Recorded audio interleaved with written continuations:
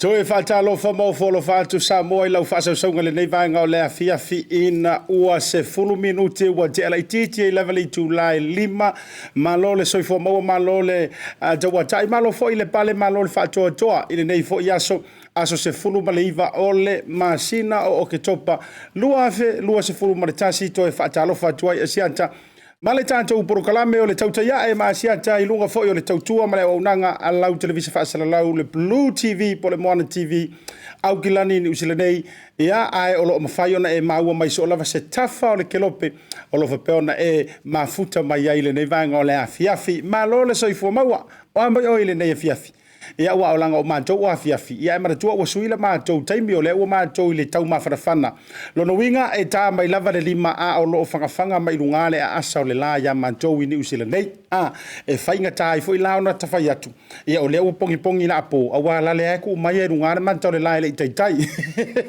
e le taritanunga ia o le ua tātou taimi whatasi o tau o lo mafuta mai Samoa si o tātou o tunu e pele le loto ma le nganga ia a ngā tai leo Samoa ia o te roa Samoa I le vasa tase mani ia po o tau iau se talia I so o lava se stete o loo o tau no pia I matau tua ai ia wa fo I se manuia o ainga nuu mai kalesia nga tai leo tu malo mafioanga fatalo fatu e mai se fo o Samoa I le motutele I le malo tele o meleke America is olava se stete e va pe foi le stete la le leile Hawaii ia ma territory foi o le motu ia o le motu tele po le malo tele o America ina America Samoa o Guam ia wala ngai to tele ani so Samoa o lo ma fai no to ma futa mai ai fa felo ia tu ASIATA ma le proklame o le TAUTAI e fa kalo fala ia tu io e ava pe ka ofisiri pe SA ua o pale ko ile pale ngai nga io e le nga champing er ka malo Niue yang fusu anga mo ngai ngi usina ia o se mātou o nanga mana mātou tirivi whasalau e whaata ua tele ia I mātou ia ngana ese I lona whaata waina I tutonu o Aotearoa nei maratua o le vaiaso le nei o le whaata waina o le ngana mai le atu motu o Niue ioi a whapela leke mafuka mai a o leke whaia vai Niue peke ngofokange I Niue ia pesa kipi foi o ese kenga Niue ia so aia whatever agalo fala ia tu whaatalo whaatu Happy Niuean Language Week ia tu te mawale antoanga o upu Niue ia I le prokalame a tausala le mātou BLU TV le to fine ia pea whapea foi Gloria a fia maua sa upu Niue whafso kai mafuta mai le prokalame le BLU TV po talanoa e ke maua I ngā le a koanga o wha Niue o me ai Niue ke mau e ngoro program o yo le to e fata lofa mo folo fatu e lau mai monga ia fio yo le tala le lei ai mai se foi ia o ona tofia le tua ia ele mafai ona matou la loa e ona matou wa feane le pai sino nga ruenga le tua a wa o to favor le lau sa ai manuia o Samoa ia ile matavai malea matavai ia wa foi le tatou tu vai o to foi le tua ia ala I manuia o le aso maleaso fata lofa mo folo fatu ASIATA ia te o to au na tofia lo tatou matai siri le langi e le failonga ina se fata faitaulanga ia wa wale o toi tangata ese o tou mai wa mau ia tasi ale tua tasi keriso o tatou to sinio ia I male ola fa vau fa talo fatu mo folo fatu ASIATA mo proklame mo o tou le ia so ia a fe e lo le o la fa talo fa ia ile lava lo mar pa ia lasi o Samoa I lona mari o lasi le o fanga I lungo o proklame o TAUTAI ia whaavitai ua filifilia le au nanga vai ma le tautua le tātou BLU TV ia e whaamai ai fo ia ufika o le nei fiafi a whapeo le e whaingaruenga uanga i le whale lo sa malo li ngā lue malo le saile malo ele whaingofie whatalo whātua i le proklame ia te outou ia na ngā lulu e a whapeo fo i o le skula kipo i la tau o lo sifi po ia a koko eser ke fongi mau ka forgo inga ngala viri mai mana tua wana ingalo o le tātou proklame whaapitoa wa solua te itasi ia le na ua tau sila fiena ia o le avanoa e mawhaiona whaataratala noa ai ma le afionga i le Minisiter ia o pisinisi ma la manuia malaipa ia i si o tātou watunu upele o Samoa ia le fitalainga i le toi tau whaailoina ia le fionga le Minisiter le fitalainga le Leatinuu po le fionga fo i le tupufia whaumuina Wayne Fong ia o leo ua pale ilunga le tā proklame manatu ia Samoa toi whaatalofa maofo alofa atu ia te outou se taimi foi ia tātou me ia tu e whaise whaamalo a wā outou wo mapaanga mamaya le tātou proklame ilunga le tautai iae e le mawhai o na alongalu ia lau whaamalo ma lau whaafetai le anga outou ia tau te sheina le tātou proklame kangolo e omi le share, like and love le taimi le nei ia ia o le proklame fo le tautai iae ia e le toi tele sa tātou tala o le apapa a veloa le tātou proklame manatu na ona tātou e mo mai lava whai le whaalauiloa lea le tātou talofa voucher a foi mai ia ona o whawhiloa i le tātou malo e lungo le proklame la fionga le Minisiter whetalainga ia Leatinuu Wayne Fong lea ua pale mai lungo le tautai iae vai sau kofi. We'll be right back. Talofa voucher is one of the most convenient ways that I'm finding now to do my shopping here at Farmer Joe, and my sister just sent through the voucher on my cell phone, and I just come straight to Farmer Joe to do my shopping. Ole si tūlanga pitusili o le tāu. Ole lafo me o le pepa tala oloa. Ona whaanga le whaatau i oloa e au ngā mole ainga. I think it's really convenient for families overseas if they don't know how to help their families here. Then this is the perfect way. Mai ai la sa so fua tau e lisia sa. Le fia foi sa we mo mawina le foi au nang fo e ala mai le talo for voucher.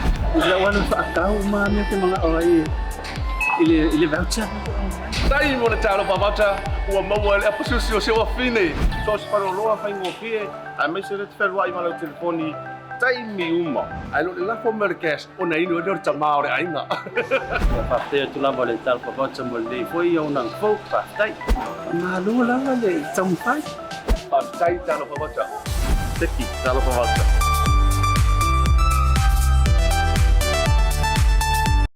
O le whaamama a venga le nei ma le Pacific Easy, mo au tupe whaamumoli Samoa, au tapuni ai ofisa mo le whaawa yaso. Whaonga nei lola na wa unanga forward ta ua, o le direct transfer.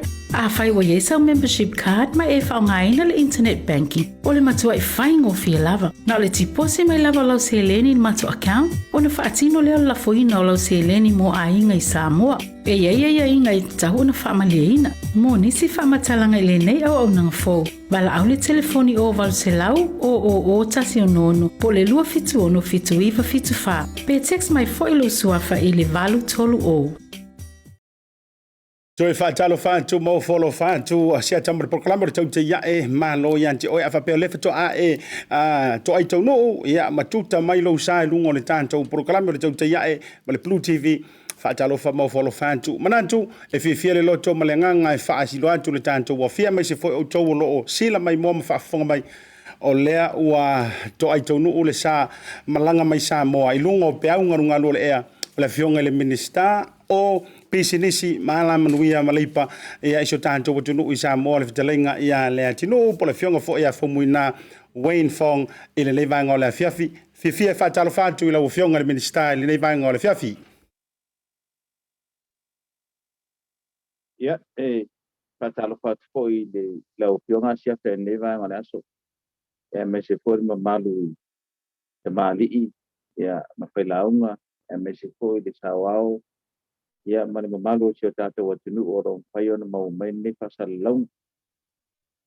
Ia malo ngā lue nei aso awa pui whiau ma tō pia i o tō ia e mesi pui mātou nei Samoa leo whai ui ngā luna. Ia leo kua a ngā i pale ia e si whai mō mōta ko kalame lau whionga malo rei kua. Ia tau fai fa malo le anga le lei o le tantou tapa au siri le langi ia a pale maia ma tau mai le lei lo sa ia fa malu lu langa o tava I vasa va vanu ia ana le ai e pati se alofi e fengentali to ai tau nu o lau fionga le minister lu ngor tau tai ia mal programa ia fai fono fa peantu tau tai ia malo a fu ai la o mau ai fai vole nei aso malo fo ile tau tua tu nu ia mai se tatu o tu nu I Samoa tatu le se ta fa tatra no anga lo fionga. Ia, taya lo so longa le lava ia sia tata watinu. Le ini tulanga o pa mai o mai ia le me tu sidin na na taua. Ia wa le ala nga nei tulanga ia o a pia tato le pa mai. Ia le pe o to ina ni sila lo ia lava ia pa kita o lima tulanga pa pena. Ia o tua ia na te tala o tato pe malanga inga. Ia tonua si sila mai le tua tatou pinagalo ia te mine ia pia mo si tatou taʻitaʻiga ia ua foʻi le asiasi atu ma tou asiasi mai ia pe o tulaga lea alo manuia foʻi faiga malolo ia te mine ia ma tulaga o tatou atunuu atoa Malo whaavitai e moni au lau saunoanga I oe. E iwa se fulu ma le wha a mātou cases I le aso le nei. Ia o se numera mantua rua iluma. Ia ma ele o iaila se la talata mai o se mātou so ona o fo ile le lalo e ono tau wavala mai e ni whemalanga inga. Ia e ui o lea. Ia o le fautuanga lava fo olo ave si o tātou watu no ui nei. Ia ina ia whai o latou tui pui pui ma tau sisia lava fo I tū la fono watu ina mai. A o tai iai le vai liu lea lau fionga. Ia au te lo fo I whawhainga tā I mawhau ona talia le au watu tātou waalele. Ia malele iai fo o se tātou waalele I Samoa. Ai o le asina update mo le mamalu lau telo si o tātou watu no o le tūlanga o le waalele lau fionga. ia whaftai lava mo whapasidu ia o awa manongi pe tūlanga leo lo iai ia wā poi ia le tātou ati na e leo le alele ia pe on silafia le imawala se tonu tātou komiti whapitoa le na ia leo tau ata mai tau ata mai ia le tūlanga iai ia ile mai ile tūlanga le sa tātou mo muai o lo tu mau pea ia le whawhitau le tūlanga I tupenau ele mawhai au na whaatinoina I tātou company waalele I se tupe mau o nei vai teimi o na tūlanga lea iai te ao pe o na au mai. Pauru mea leo a tāta mai leo whionga. A pe o na tātou tanoa I teimi mua mua. A whaafo I tātou waalele. Ia le ngau na tauon tātou tongi ai I momo poi o pasalanga matulanga papena pe o watu marcelau valus 10 milion ona e ono tau sanga de kong kalaki o tako bale de le o man saini alela o to e titilo I tato komiti le o lo oido loa mesha komiti o tupe ia la to lo oido loa le tulanga le afa pe mai pe le vale I tulanga le ia ai ese taimi to te talai ia pe malanga inga ia matala po ia tato pora po tulanga papena New Zealand Australia ia ona ia ia se puanga mai vale ai tu la vai le pa nga ina ia pe ese te ngau pe 10 milion de sanga 4 milion na 10 milion de sanga a fofua tu la ia I de ono te sanga ono ina mai vale ia po se ngau pe ono 10 milion na tulanga papena aola te mi tala mai ai ia whainga malanga ai whao ngā lani ba lele ia mataloa ona paipe malanga ina matulanga papea ia tarusia ia le loko le tua ina ia vapeona maua se ko nei pa mai ia ona whaila ia ona sau lalo ia le tulanga leo le loss of dato operation leo le Samoa Airways por valile olo ia le prediction po le puanga ale company vale le business plan nga mai e o atu I tau sanga nona tolu pape lima o tau na polo picture vale le na vai tem ai o tulanga la le ia pape la le mai lono na tawalan tongi ta tu pele te fa po ia ta to ati na ele pe fa po ia ta to vale ai mai la vale olo no wi e tau ti do la se fu miliona tau sanga lo no ono tau sanga pena le ono fu miliona o chele o apa ina tele la o la tu pele le sa ta tu tan no mo ai pe apa pe to fa fo apa fo ila le sta to nga do ngai pa ye ina mo le stu lang pa pena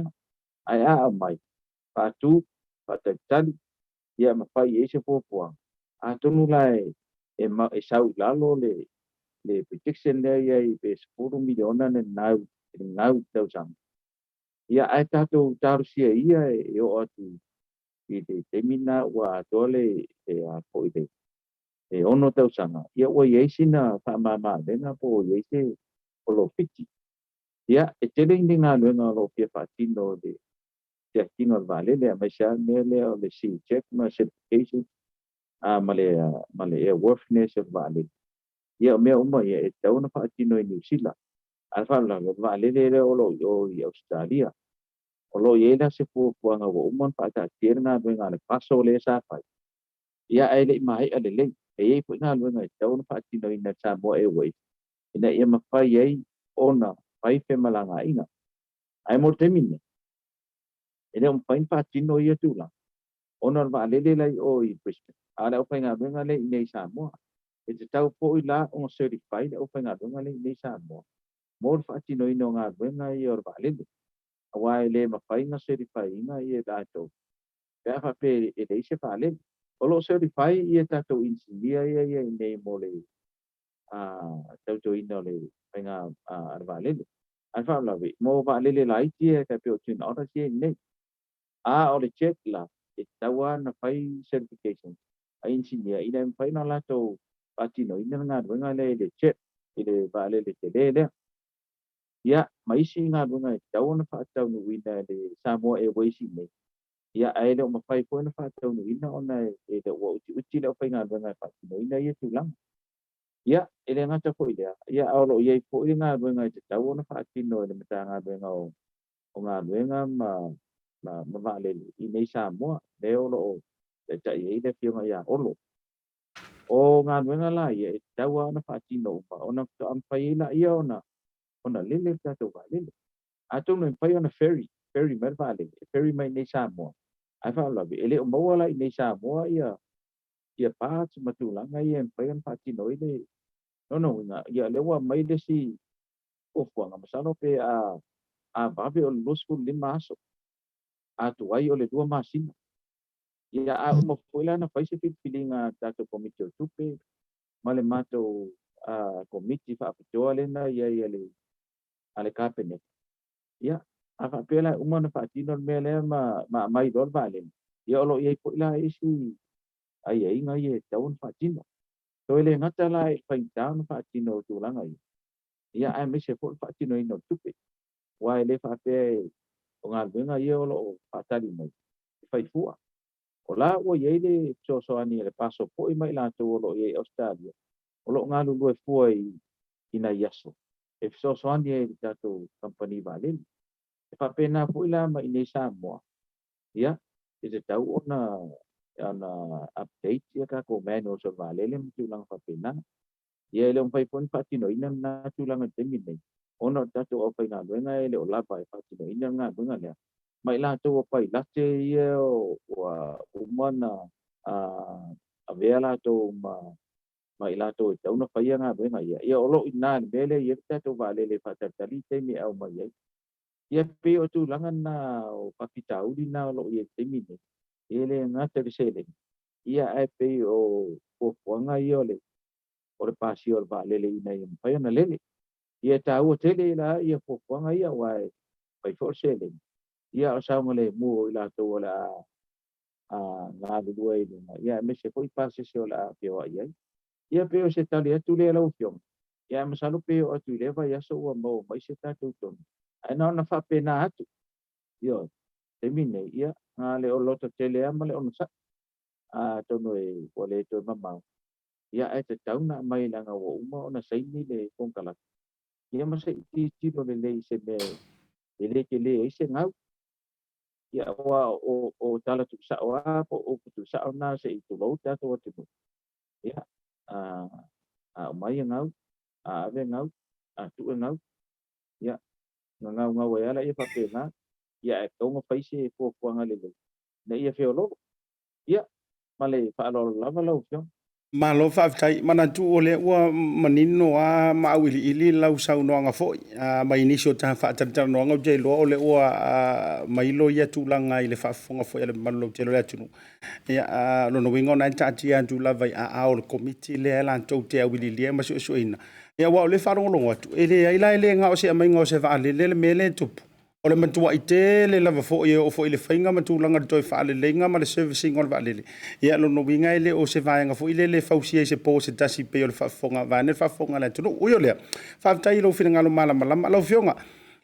Whaitau atu i tūlanga o tātou tala mai Samoa le soana nafi me se fo le tāpenanga mai. Lea ua Leatinuu le miti. Sa moe ma mana tu nantu ia ima moe mo o ia ina ita mama tina ma tu tua le pensiona ia le la wa ma wa fatu langa mai o le wa amantalia le ta ilua se la foi le wa la kua le ko se la wo fu e pe o la tu langa sa ia ia o le wa lua se la le tu langa wa ia te lo foi o i pule nu tina ia ma mantama ele la tu langa foi le to lu se la le lua va yaso o lea ua tik uma tātou tinipusa fo'i o tūlanga i whaalau i loa o alu le roadshow. Whaina i whaalau tele le tūlanga i lea vaenga lau fionga.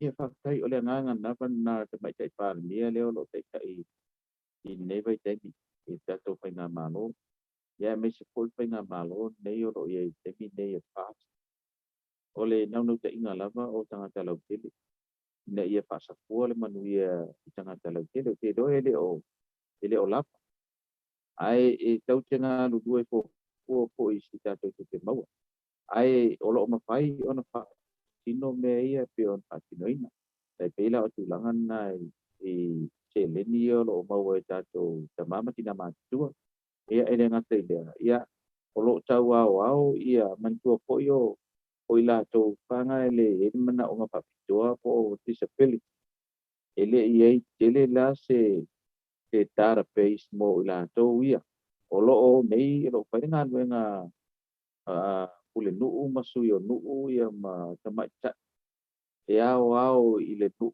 e pa mau mai ila to ele o maua pa mau wala ko ele i maua ni ala to benefit mo o le la lo tau ao mai la to lo iai e tu nanga le ina e pai o na o po ia e pa mani anga le lo iai ele i maua mo ia pe on silafia ia ele iai se benefit mo ila to na ila to ma tu pai o na mau na la mau le record ila to na ma tu au ila to la ia o lo iai le mana o nga pa pitoa por disability ia ila to la i wa sawa mai te tau tanga ta ma tu ia le ila lo mai o le ono skulu 5,000 wa to a mau lo benefit pe a ma pe a ia le ono 5 o ila to la ia le o lo tau sa i di fa mau nga mai nu ma la fa ina e mawhainga whai e tara base lea, ina e mawhainga whai out la tau se leni.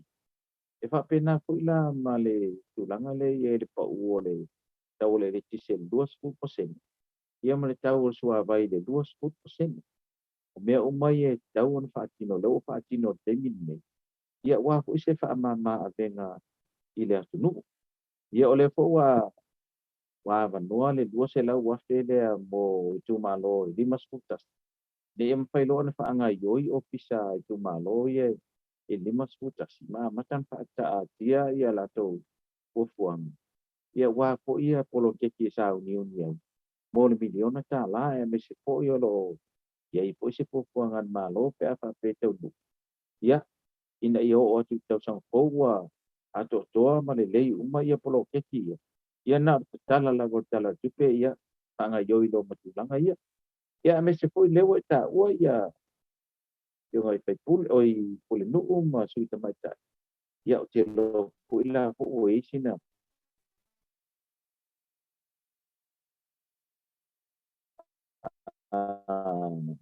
a si tang le foi la recruit ia po a ta tia ia o miti fa foi o tu malo te tasi e 5 sutas le la ve ila tu e tu polo pa al komiti o tu malo Ia mo po ila tu wala ngi tu se lau ta la masina.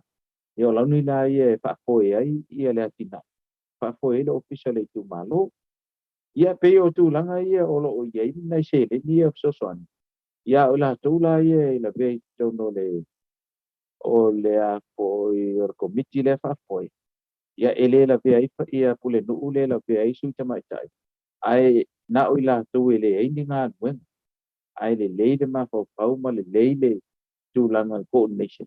Ia wa la tau ia la ai roi doa polo ke to soang ia tu e male executive officer le officer. Ia male project officer le officer. Ia ina ia payon fa ma po poi polo ke ia fa tino loa. So le la wa amata na spin le wini. O an me ia ngā duwe fa tasi. Ia po ia spupa ia committee ai tu malo. Ia fa tele spupa fa tele 5 sputas. Ia o tātou titiro se tūlanga tele tangata whainga mga whapopo. Ia me se fo ia official tu malo i toto. Ia tele i dimatas. Ia o isi tangata whapopo ia. Au tangata la nai whainga runga tu mau. E whai application ia ma apply mai tono o tu malo. Ia na mawaila ia o whamama. Venga ia o mea umai ia le sa tan no ia ia fast. Ale fo ila o uma na a whaatonu le Minisiter o Whainga Palo, o le Minisiter leo. Nei a matalo ona titiro tu la kono, sui e tu la kono. Mo ina ia mawhai ona pālota mai ai ia tātou tangata nu o alalam papa au i nu i pafo. Tā le mwhai ona whaatino ina, o mea umai. E mai a leo o tau mawhai e whai umai teimin nei. Ai tā ua la wa e komite e o mai e iro ina ia tūlanga ia i le Whainga Palo. Ia pe o tūlanga na leo lo ia so te tonu mo le anga i numa. Ia leo o tātou titiro se te whamanuanga e la pia umai tangata lau tele.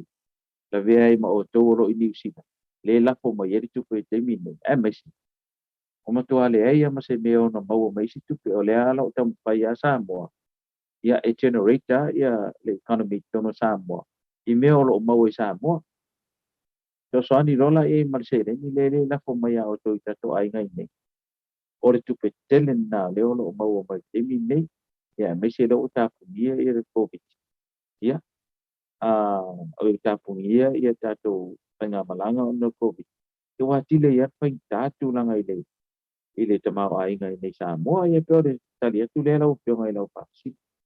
Alo whawtai lau tala inga le tino pola ua whionga le Minisiter. Fuafua antu e whai numera ia na i ta ua nei. Se fulu ma le wha, ia whaupopo i manisi ofisa o le ta i tolu o se fulu fitu ia atu ina atu le tātou whaatele le rima sumaritasi. Se lia le valu se lau tangata whai ngā luenga. Valu se lau tangata o le a maua lantou ngā luenga. Lea la ua koneti mai ai le sia o whaafisiri. Lea la atu ina atu.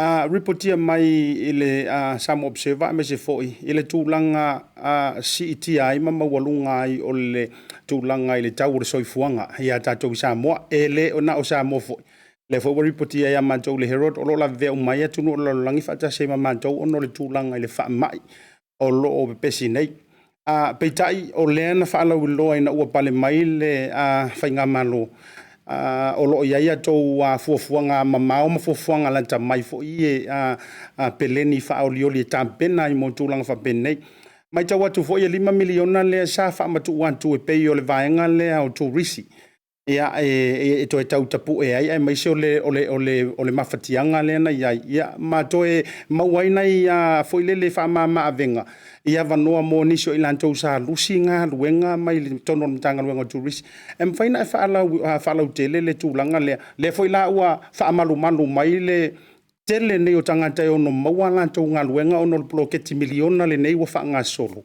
au te loa o se famulianga mo tātou i Samoa le tūlanga le ai ua siti ai le tama le tūlanga le tauru soifonga faina fa ala tele la o fionga Minisiter.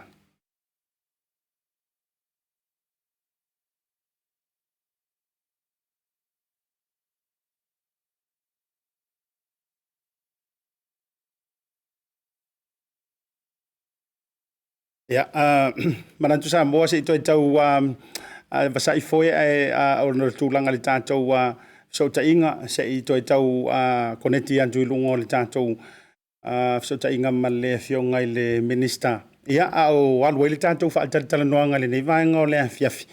Malo foi ante o tau le lava papale o tūlanga foi o tātou whaafisili. Ia foi ni tau whai antu le tātou proklame na tēnei. Ia o le tātou tau te iaea mauawa noa. Ia tātou te turi matanga wantu langa wale alua luilu mo le tamau ainga su tātou watunu. Ia meisi foi o vaenga mole manuia lau tele o tonu si o tātou watunu. Ai se toi tau whai atu le tātou koneti male fionga I le Minisiter.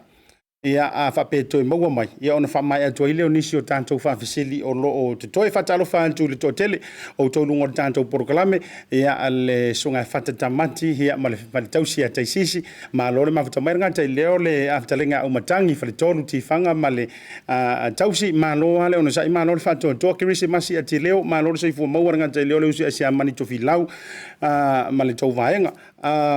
Elisala talimatasi ma lore mafuta mai ngata foi leo lo to nua mare to tele le fitalenga na mulo ulu Benjamin Grace mo nanu ma lore fanto toa me se foi o le mafuta il programe to fina May Lucian anonu tunu ma lo ale so fo mnu ma lore mafuta mai ia mo to u malava a nga foi le si vai liu le se ko ko ngeki ku tanto Minisiter ia mo watu ile tanto fa talo fa mo to uma e lunga le tātou porokalame ia manatu si tātou atu whaisin tātou malolonga lai titi la valea ai si toi tautonge ti tātou Minisiter foi mai ia ona toi whaau leo le tātou whaatalanoanga ma le fionga le Minisiter. We'll be right back.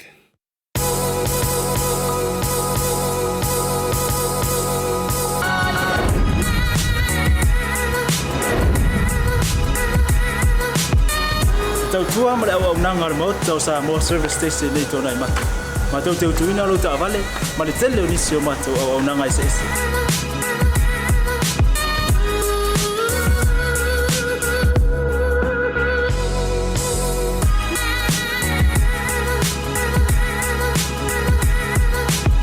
Ai le ngata foi le, ma tau te sea ke ina fo I lo ta vale.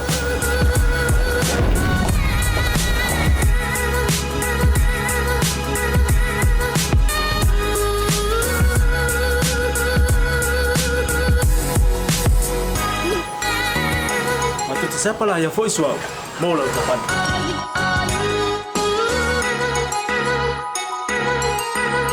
Apa itu yang baik Pak Olusa? Awalnya telepon, matu siapa lah yang voice mau lah ucapan.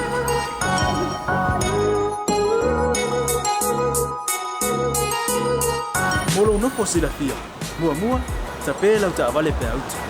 Mua tapi lah telepon ni time out tu ina lah ucapan. Malah bayang mulu. Mana tua fu? Matua I fasa ina lo tau maktapa ai no fuanga fapengi.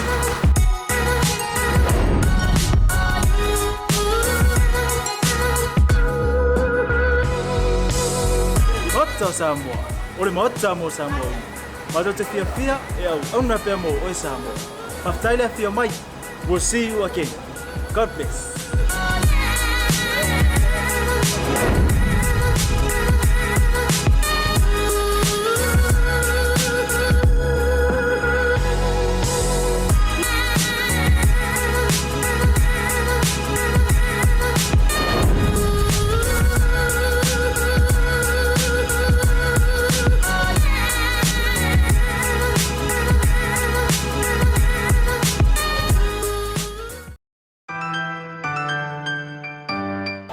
Voucher is one of the most convenient ways that I'm finding now to do my shopping here at Farmer Joe, and my sister just sent through the voucher on my cell phone, and I just come straight to Farmer Joe to do my shopping.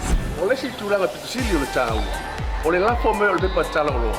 Ona whaangale e whaatau o loa e au ngā mole ainga. I think it's really convenient for families overseas if they don't know how to help their families here.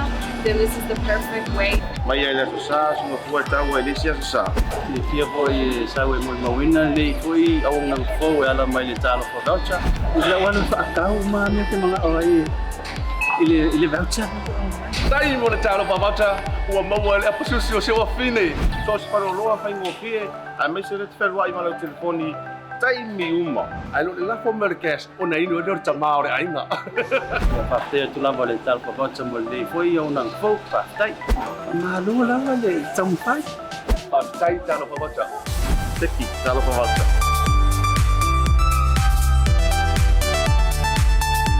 O le whaamama awenga le nei ma le Pacific Isi, mo au tupe whaamumoli Samoa, a o tapuni ai ofisa mo le whaawa yaso. Whaonga nei lolna wa unanga forward ta ua, o le direct transfer. A whai wa yesa o membership card ma e whaonga ina le internet banking, o le matua i whaingo fia lava. Na o le tipose mai lava lau se leni ni matua account, o na whaatino leo la foina o lau se leni mo a inga i Samoa. E ia inga i tahu na whaamaleina. Mo nisi whaamatalanga i le nei au nanga fo. Wala au le telefoni o walu se lau o tasi o nono. Po le lua fitu ono fitu iwa fitu wha. Pe text mai fo ilo suafa i le valu tolu o. Toi whaatalo whaatuma toi whawhero i atu Samoa lau whaasauga le nei vanga o le awhiawhio le teimi o le wanti lea ua joe se fulu man le 5 minuti o na jale o le Julai ono ia mantou i au gilani ni usira nei le tutuom le unanga lau BLU TV ia me se fo le TAUTAI ia ma ASIATA i le nei vanga o le awhiawhi au te whaamalulu atu le mamalu lau tele o le tātou watunu ono le motusia whafua se e o le tātou whaatalanoanga ma le awhionga i le Minisiter ia au te langona o le whaale tonu o le tūlanga i lana pito i o le ala vai tau mawhai hatu se mātou koneti ma le awhionga le Minisiter. Ia o le whaana tau maua i le tātou whaatatara noanga ia sita mai numi la ititi a fo i o le whisota inga. Ia ona o le tūlanga fo i lele o lo o whisota i mai lava awhionga i Minisiter ia lantou telefoni. Ia o le tūlanga le na o iai e luala i tūlanga fo i lele o le tele tari tonu o ni tara walanga i kiroi kongalake i a telefoni a awhionga i Minisiter. O le service lava o te loli tūlanga i le whaale tonu ai o le service i Samoa. Ia ai au ngā lava fo i wala o le tātou te tau tapisa lava fo i tūlanga o whisota inga. Ia o i Samoa ma tūlanga fo i lele o awala teknorosi. Te lo le se toi tau mawhai antu, toi tansi ala ua tau mawhai. Ia pea le o toi pale mai le whionga le Minisiter. Whatalo whatu i le whionga i le Minisiter le nevanga o le fiafi. Ia. E mo no whaamalu mua tu lau whiong. Le wo whaonga atu le telefoni le. Langa le wo se mai male ofisa. Al mele tupu telefoni le. E va pea uie ele maua meo telefoni mele on overheat. Wa overheat. Le ang whae mai. Ia e wakuia ole mingu ke kasi kape elo ke po. Le kape e kaunga cool down. Ia mo sila fia. Ya, ila o por kalame po ina fai le tio i Los Angeles nei por tar todo ang adfa. Ya iwa te isi au telefoni to a ole stu langa fapea. Ya, el wani por kalame se po. Ai ole la ti tiro ye polar me te una fai. I kon ko fa fo i telefoni ko me kama vanga le e yengi kange vai ngai mawhai ngā malu oi maungi pe e whamalu toila leo whaonga atu le si telefoni lea. Ia o ta por kalame lau whionga. Ia ele a whain au te loa a ngā maua ia koe ngā kelefongi fo ia le na sau noa ile tō whamori o fo ile su meo o whai langi le wholonga. Le te lea ina tano tala noa mai wha mai you are in a wrong house. Au te loa e whai loa mai al telefoni ia. Ai ui o lea ele a whaina o le sirni o mea uma. Ia ona o misia fo ia le whafonga mai ale tō tele. Ia ele tūlanga o le tā whaatatala noanga ai o le sili mata ua le ua toe pale mai le sa folau o lau whionga. Pena ma ua lau whafisili munumuri atu lau whionga wana umaro lau whafisili e motusia lo le tā whaatata noanga. Ia sa o le leila bari tūlanga leo tau o soifuanga i nei Samoa le sa e tano mai e tele lava i a whianga.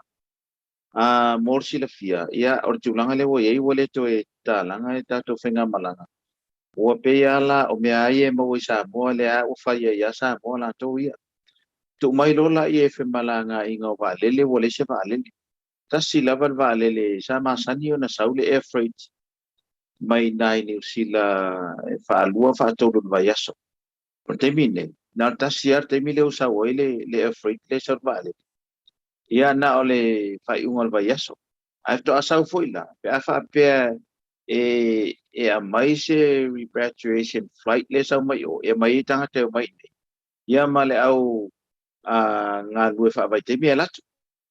Tu mai lola ia rwa alalo lau fio. O le vaitemi sa i mo le paan sau mai New Zealand. E sful faso e sau, e sful faso e te alua tuai. Aur taimi ne, wa ato le leia masina le se va ausa. Atu foi la se tūlanga whapena, was tuai le sau o tatu o loa. To e alu lunga tau o le freight. E mese laure tau o te tonu foi o sila fie o tō lo ina New Zealand. Wa alu lunga tau o le freight le sau mai na. O ina la le si lunga tūlanga le. E ma foi la ona maua le tūlanga le o taugatai o loa. Matulanga whapena. A titiro foi la i Australia. Australia sa luas fu tasi aso e sau eleva. Ai sau sao la mai Australia nei. O le mele wei, o le to e sau sao le vaa o loa le mai Australia. O sau wafe i New Zealand, ia konye ki mele le si vaa pe sau wafe se se atunu. O le se vaa tu sao. E sau mai Australia i nei Samoa. O lona unga, toi titia lua masina fto a sau le vaa. Pe atu i se si tu. A le tau for container le o sau i mai New Zealand. O i mai Australia. Sa ia container Samoa i lalo le fitu wafe pe valu wafe. Le o mau le sfuru wafe Australia i le container. A fuafua atu la ia i le taungata le mele o ia. Le sau lola ia i nei. Ia wa amatalanti tilo le au fai o loa ia. O tau huelan si i nunga tau o le. O loa nei. Fai o le o se vale. Ai tu e sau mana va. Wa e ala le fufuanga matan no ma olo. Olo fiti lea va ai o ia lo o ia i le pulenga o e o va ia va lalo. Sau tau sanga iei pe le as fina ngalo e titi le whatau se wha o Samoa te pio le wa ale o le from Samoa le na i name te ina la ua titi lo iei le whiunga le mista ai o iei fu ino na fina ngalo tūlanga whapena ana mai la se tato wa ai le mele iei nere vale o te ilo e ila se fuafuanga le le whai on tato maua ne ia whawhio lolo i tau o fio tato o loa ia peo sila fia. Ia, o mea nei o loa e fua i ai ia le tau o soifuanga le aru runga ma le aru la. Ia ai ei o na afianga te peina o la afianga na. Ia ai o te teton. Ia a tonu ai le o toi Ia ai o le fua titilo atu le vo fa atau le company va le company va. Ia pe o company la le pidi au le masainsa ni Samoa. Ia lo fa atau le Neptune.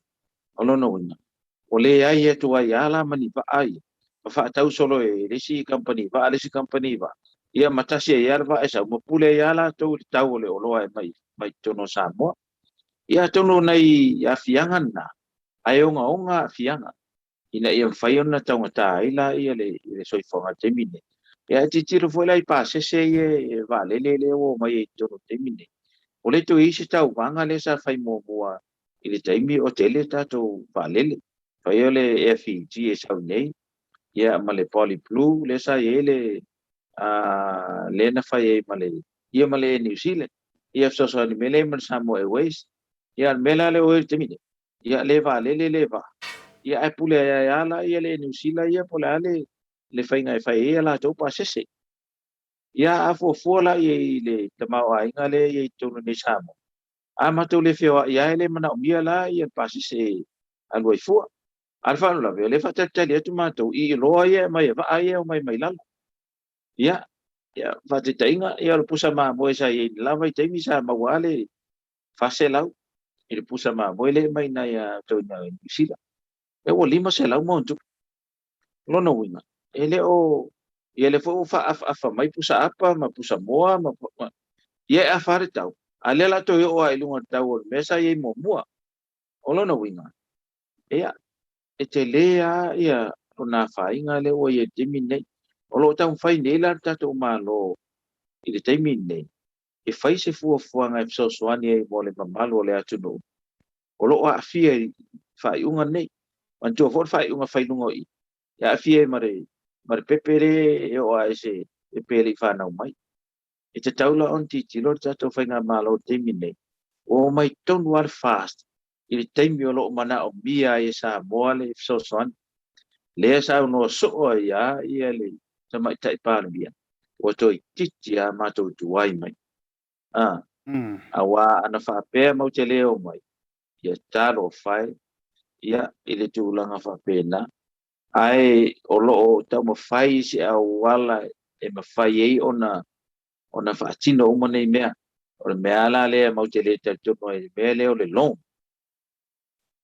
ole no mai I wa ei te mi fita ia le la to tongi ta to no I te mi le I te mi o popo ngale o ta to yai ia ai tau no fa pe atu ia la lo sila le tua o ta to fo nei sa mo ia tanga te o kersiano fa tua ta te fa tua ile tua ina ia mafai ona so soan ia ta to maftianga ia le fo ia man fa ma ile lo ia te mi nei e mo tua le so soan ia al me le ia o le o to ina o to le fa mo atu ia matua lo ine ia lo matu tau fai fo inga wenga lo ia te mine ia malo fa tino ia tato nga wenga fai ia ai fa lo lo fa mo fo malo ia if so ani mai atu no I fa fo ina ia ma fai ia ona fa tino nga wenga matu langa pa pena ia pe yo se so netu le lo afsili fo le tele lo potale le afsili le tau tar so fo ia atu no la be fo na se tu langa pa pena ia tau mo fai tali to ilo fio fa tai lo fionga a le o na umanino o te lo o le a vainga tonu lava le ma o lo manino lava mala mai fa fonga le tunu ile mafuanga walanga ile falala fo le niu e mafu na falala o angi ni matangi ia ana le fo ile nei fa mai matulanga o le manino I lau fulasanga ia ele tu la fo ile tulanga fa pe ile ai wa taunu mai la ile si fa fisili le te lo beto lu lava ne fa fisili fa mai el ta fa tanonga fa mo le lo fionga o le e mawhaina e toi whaataua le sao le o tangata mai fafu. O le vai aso na tēnei, wa o le mau te level 3 lava I le lope kārikirisi masi o manto I no tanga. Ai vai aso atoa na tēnei wha waso no ia I le whaletupe lea le Pacific Easy Money Transfer. Mantua I wofo fo ia ule tumu fo I le leo le dairy le au tawhai lafo tuai tupe I Samoa. Matua I lenga fa tuala lua ile to atelo le tunu wai pe paule e mawhaina to fa lau tele o le ale ta ua mo le fa fonga na manula jo o le ale ta ua o le lafo tupe tu wai tangata tai to tasi a inga I Samoa mo le malo amor mo le lofio lau amata tu fa pe lau fio o to inai New Zealand ma Australia ma tunu pau o to len suia mai fainga malo ne o to len na mai tonu fainga malo ne ana le ai to so soan na mai ma to tualalo ele ngate tualalo ar se le ni sau ele ma fai el fast ona fa tino me le na tu lai dei I so ma to wa malosi ai sia ele ni ma to tupe elo ia ma to le malo o to le ma malu ta to tu le sa ta o fa pe o lo ta ai fa o to fe tu lo le na su ia fe nga ma ronne le la o ma to tu lai mai le la bala o tu mai le fe nga ma lo fai lo to nga le ma fai to nga le nga so ani mai ai ile atu no ma so ani mai ai ma to ia no foi fa le la o fa tino ma to nga le o manto fai o tupe mai e so ani campaign e fasting day ai to la fo mai ma tupe so ani I lo ia fai nei le e fa masino nga demine ona na ko lai le fa masino nga te pa mia ya se me le la to torpo to I fai fi no nga ma fa masino ele mana fa masino to ai e manga o QC mai New Zealand ina ia sa ili le ia le me tawai on defend ia te mai te parbia ona nei le na tu la ia la au li fa masino ma u le na tu la ia ale fo to lo mo tai o se furu la fa lo fa masino e foi la to po fa masino nga le fionga ia la au lo no wina o le ala vai e avia le tu langa le fa masino o tupe fo ia o lo so ani mai e sa o ngai tu palo i limas fu tasi le ai ta ma fai mai ia e ta io sa o ngai tu malo o lo sau pe a war fam sinonga ne so se temia involve al QC te si fiel de ia ele tau fi ele tau fi ole o tou la por ma malu ta to tu ure o lo ifa ele o malava to ngal nga le o lo fai mai o le ala vai la fo mai se len ala me malo e fai mo oto le ala tau mo fai tu ai ina ia ma fai ona tau pa lota mai pa o nga mai le tau wa ya te tau e fili ai oto e tato atu nu e to te le atu oto o lo ala la i fafo i lo se la wa fele nei Samoa pe a fua i tato Samoa afa pela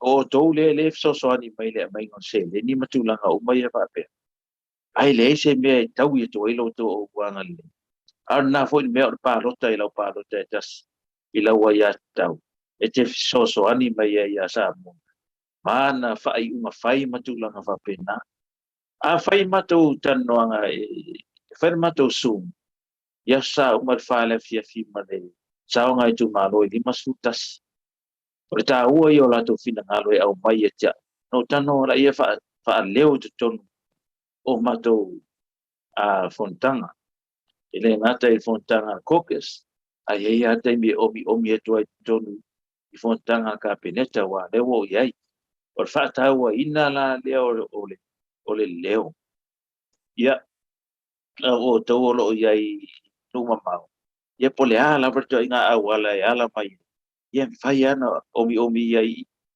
ia nga o le mela na fa ta ua i tele ia au tato mamalo tato tu le o la le Samoa ia te le yo la to foi a mata fai oi il soan ia e wa foi nei ngalo ia fata fai tau langa i fia ele ngata i nei au ina New Zealand Australia Amerika Hawaii ma Japani ia o tau mai o lo no fo talo fa talo i nei ar talo ina o lo no win a tu fa tasila talo ye lu talo umana te ton wai ta wana longa mai ta tu ta mai de lang o matua fi o la sa mo stu lang o yai o me fo na lo te ton por filinga na fai mo mato ile taimi o fita male fai ta o te lo o se o te fai unga lena mai le tua ia o te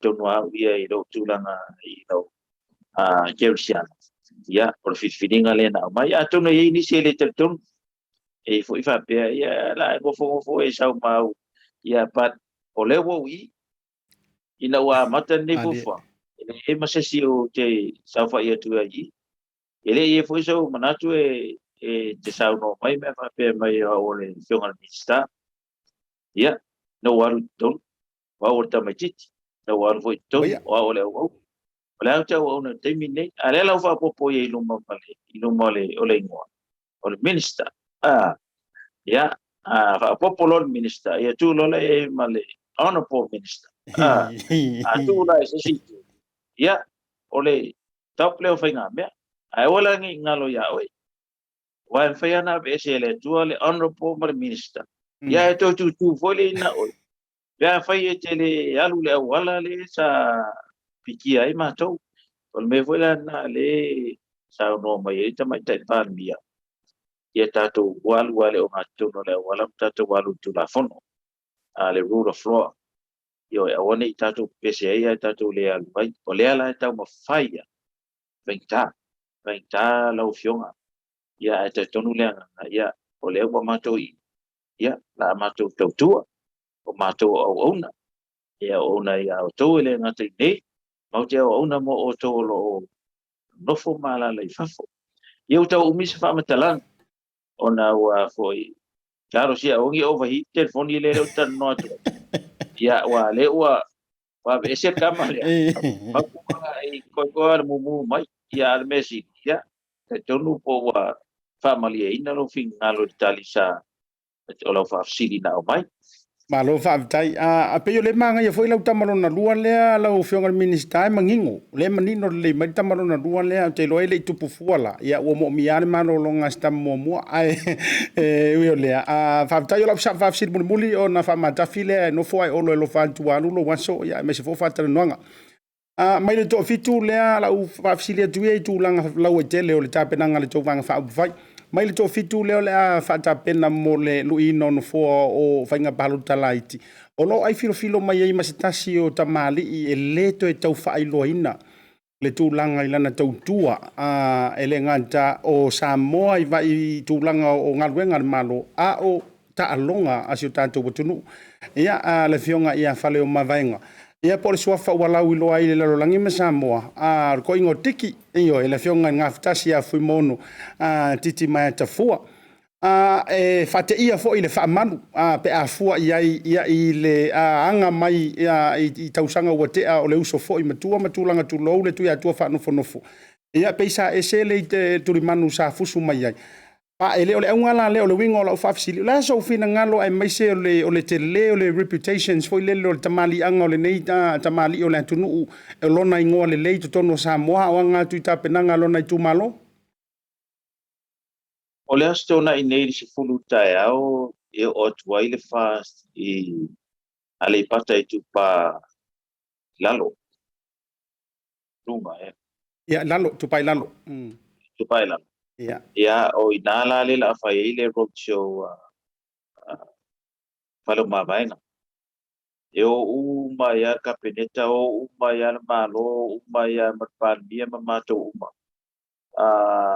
Te tonu la foi fiar foi fong talai masu fong talai. Honor ta ole tulanga le la ir to fitu le la wa fa fsi mai falo mabaina. Ia ko le musunga ava pear musunga o foi ia taimi o tangata ia taimi o le tua ia tonu foi o taimi le na ele foi le tua to fa no fono io non taimi na a tonu le bele na fai na tua to fa no fono ona o tauna mo e falo mavaenga po fui mono tiki te fo le ava noa o levo tau tua mo samo e ngata i tālonga matulanga whapena. Ia, o isi tangata sai o le Samoa Rugby Union, ma la tau mana. Ia, e leila kapia e aku i o mai kongo palmenga, ia lau koe aku i fafu. Ia leala o sauka mai kaunga o mai kong, e o wha o i tamata alo. Le Samoa mo mai le whaunga ia wau, genetisio. Ia, leala o sau ia le sa ta alo. Ia o le sa whaia onga.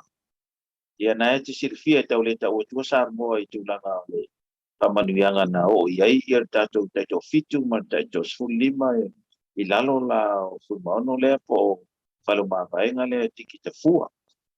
O te tato, wala pa sa uni ia e le whaingo fia fwoi long sao tūlai mai o le i le Samoa Rugby Union. Sa tai ma o ia fwoi tai ia tātou au ma whaia o ngai tātou au. Ia e papaleare nā le leina ia. Ia ngā la kuat pile skenya o le chairman o le o te teifono Samoa Rugby Union. Ave ese. Aise a. Ia. Ia e fwoi ona ia tūlanga whapea o taun malolo. Le asa tau whaia toi. Anto ave ese a. Olona ui.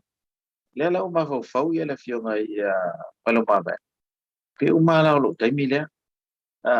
Se o watu tonu se whaisa o whamitalanga. Le la walu i pe lo fole tua e whamanu e ina lo na tau mawhai. O la tu malo. Le la e ser malo le la tu la i tuai. I tu langa whapea. Ia. O te le tau whai atu i le tu malo ale pata e tu pai lalo. Ia. O le tau tama whanau. O le vaon tau tua. E te tau foi o na tula i mai na malo. Ia, a tau no le e ngai mi sky e ko koe wai.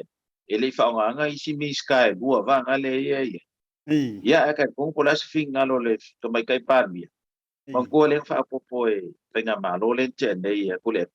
e Minisita dua ye le fa ngaina ela fio mai te mai te Palmia ya fie me fa nga o Minisita tua ye ya mana to associate minister ya o tai au le fa o ye Minisita fo ya male fo i fellow to sele o le Palmene tai au I vai lele ile I tai au ya o le la o tu la I mai la ya tu langa aton ya la ye le pe o malo chelo el Minisita le sa ta o tu le pa pe ole Minister of Sports ya ele o fa ngaina la le vai ngan ne ye te ilo ye ele o tele papa o tele fa ye tu ko se tala wala ngai le o fifiringan na o fifiringan te mai te Palmia ya atonua ya o fa kali mai miskale mo le fionga ya falo ma vai ya ka ilo ye ya le fo ya la te le la vale tu la ngai tawon tau tu ai pe o mai foi tau no tato penga malo ya pe fa pe tasi e fifiringa le tu malo ya pe na se fa mtalanga le la fionga ai tato taro si ia la ngai la foi te talo mai lai tu la to foi o ngol kai ko fik ar fa la vela o fale ma vai o ia leng champagne yer kai ko fik ko sa mo leng ave Hong Kong ela o saula fale ma vai kai mai la le ko fik la le a ko ngere se la kapi kai ko fik le sa wai ya ai ke si la pia or ko fik wa or ko fik ma ia or kai or ko fik ya ela fionga ya fa ma vai ya vale o fa ma ia inga la ofisili la fionga ya te role ato ngana ya wai uia tai to fitu ya ai pe yo le tai to fitu wa tu mati ya le na ko ya mai er ka ma role po Hong Kong fo le na fiu tau to au mai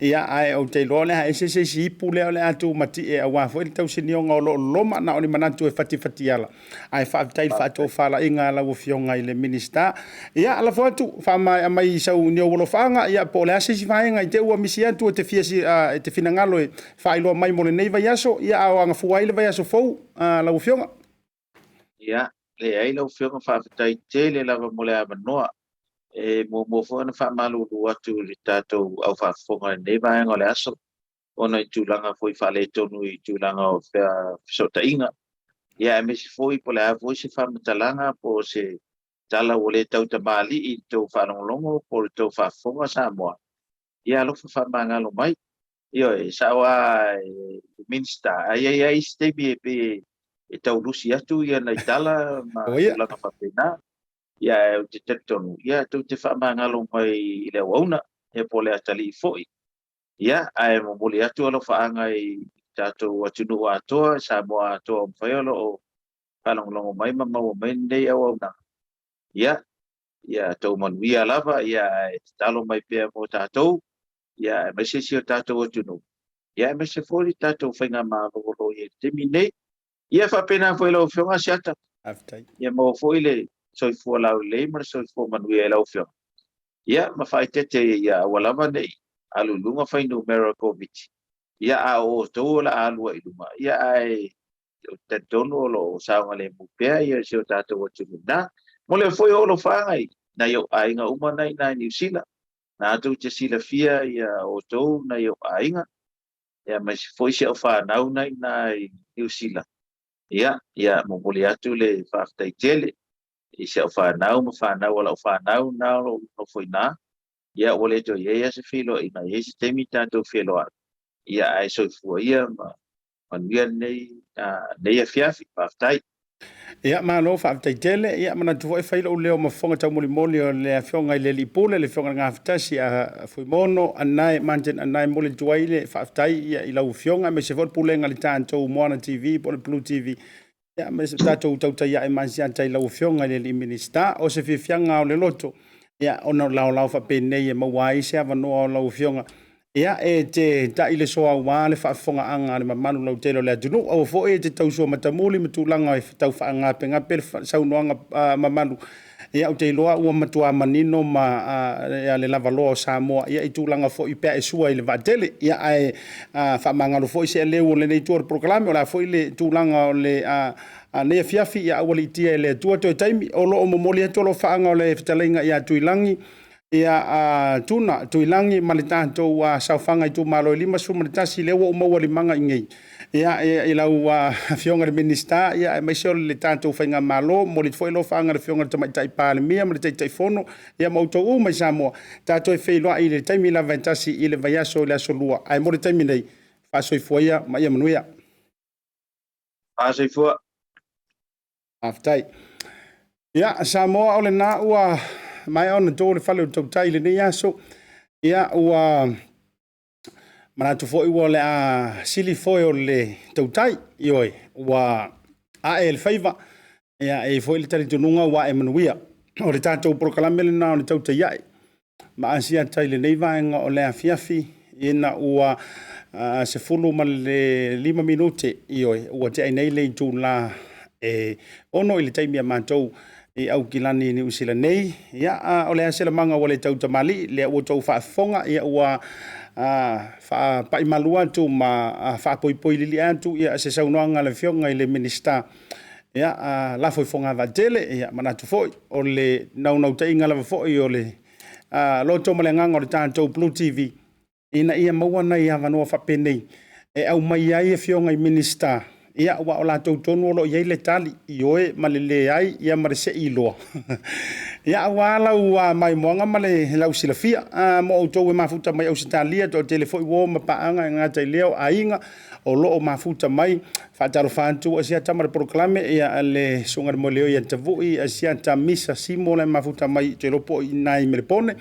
Ia po ua toi taliu leu to le no whanga ngata I leo lusia tupo ma le fletua. Ia ma le lavaloa Oscar nao le mafuta mai ia pani ia wo masani lava ma paanga masani e proklame whaatalo whantu luanga po ama utou uma ia ma le lavaloa lava ele tautou lauwino tau suafa. Awane ngalo, o le aso antai au, le tātou whaataltala noanga ma le fionga le taitai whono, le tua. O le ala I la ofisiri tā ua le ala whaafisiri I le aso antai au.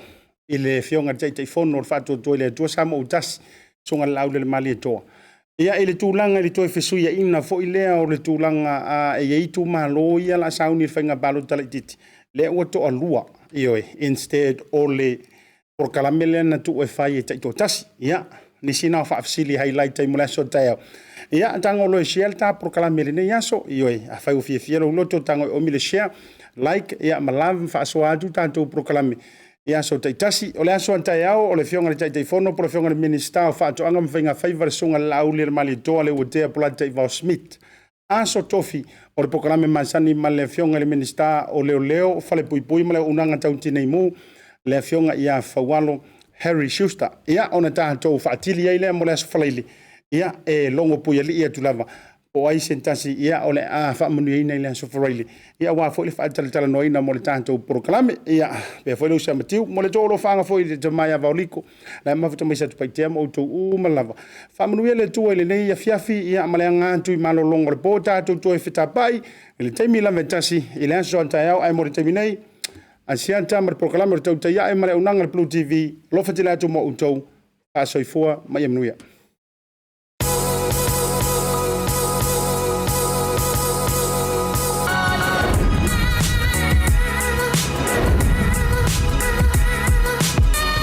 Tau tua ma le au nanga le maut tau sa mo service station nei tona I matu. Ma tau teu tuina lo ta vale ma le tele unisio ma tau au nanga I se ese.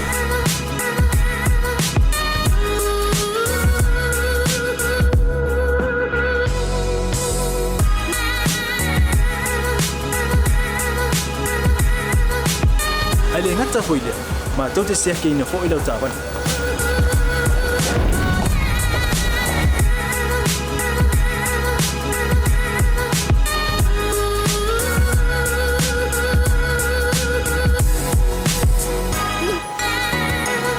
Siapa lah yang voice wow, mau lah ucapan.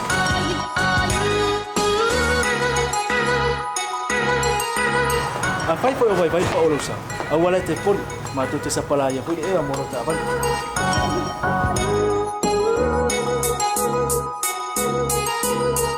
Mulu no posibilidad. Mua, tapi lah ucapan lepas out. Mua, tapi lah telefon ni time out tu ina lah ucapan. Malah bayang mulu. Mana tua fu? E matua I whasa aina, lo tau maftapa ai no fuanga whapengi.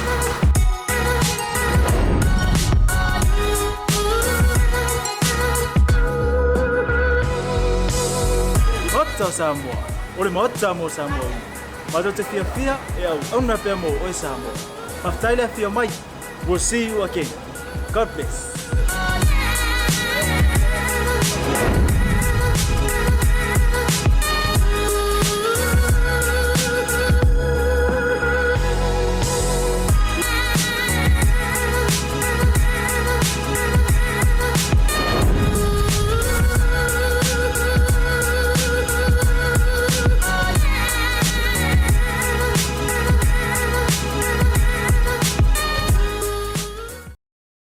Le whaamama awenga le nei ma le Pacific Isi, mo au tupe whaamumoli Samoa, au tapuni ai ofisa mo le whaava yaso. Whaonga nei lolna wa unanga forward ta ua, o le direct transfer. A whai wa yesau membership card ma e whaonga ina le internet banking, o le matua i whaingo fia lava. Na o le tipose mai lava lau se leni matua account, o le whaatino leo la foina o lau se leni mo a inga i Samoa. E ia inga i tahu na whaamalia ina, mo nisi whaamatalanga i le nei au nanga fo. Wala au le telefoni o walu se lau o tasi o nono, po le lua fitu ono fitu iwa fitu wha. Pe text mai fo ilo suafa i le valu tolu o. For Voucher is one of the most convenient ways that I'm finding now to do my shopping here at Farmer Joe, and my sister just sent through the voucher on my cell phone, and I just come straight to Farmer Joe to do my shopping. O le si tūlanga pitusili o le tāua. O le lafo me o le pepa tala o loa. O na whaanga le whaatau i o loa e au ngā mo le ainga. I think it's really convenient for families overseas if they don't know how to help their families here. Then this is the perfect way. Mai ai le sa suma fua tau e lesi asa sa. Le fia po i sa we mo mawina le foi au nang fo e ala mai le talo for voucher. Ila wana whaatau ma me te mga oi ile voucher. Tai mo le talo pa voucher ua maua le apasusi o sewa fine. So se paro loa whaingo fie a Minisiter te wherua i malau telefoni taimi uma. Ai lo le lafo me le cash o na inu e leo tamao le ainga. Whaftea tu lava le talo for voucher mo le foi au nang fo whaftai. Ma lua lava le tampai. Tai talo pa voucher. Teki talo pa voucher.